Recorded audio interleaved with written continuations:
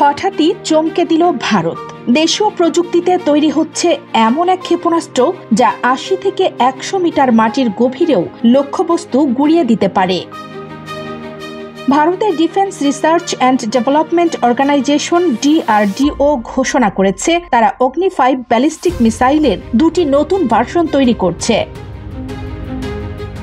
প্রথম ভার্সনে থাকছে ৭,৫০০ কিলোগ্রাম বিস্ফোরক নিয়ে ২৫০০ কিলোমিটার দূর পর্যন্ত বাংকার ভেদ করতে পারবে এই সুপারসনিক মিসাইল।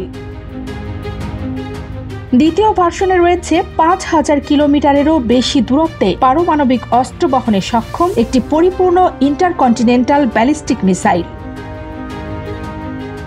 বিশেষজ্ঞরা বলছেন এটি শুধু আক্রমণের অস্ত্র নয়, বরং একটি শক্তিশালী ডিটারেন্ট। ভারতীয় সেনাবাহিনীর সাবেক লেফটেন্যান্ট জেনারেল উৎপল ভট্টাচার্য বলেন, এই প্রযুক্তি ভারতের মাসল পাওয়ার বহুগুণে বাড়াবে। প্রতিপক্ষকে সতর্ক রাখার জন্য এর প্রয়োজন ছিল। যুক্তরাষ্ট্র এর আগেই ইরানের পারমাণবিক কেন্দ্রে বাংকার বাস্টার GBU-57 ব্যবহার করে সফল আক্রমণ চালিয়েছে, আর এবার ভারতও সেই পথেই হাঁটছে। অগ্নি-5 হবে এক প্রকার ভারতীয় GBU-57। বিশ্বের সামরিক ভারসাম্যে নতুন করে উত্তেজনার ইঙ্গিত কি দিচ্ছে এই উন্নয়ন?